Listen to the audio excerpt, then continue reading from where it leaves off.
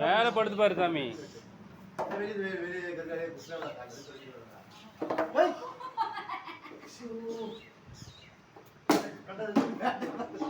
Bad தறிக்க விட்டார்.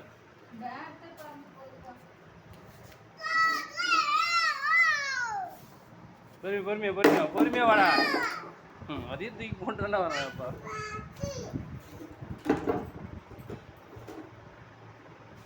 அடி அடி அடி அடி வா. கரெக்டா நின்று அடிடா.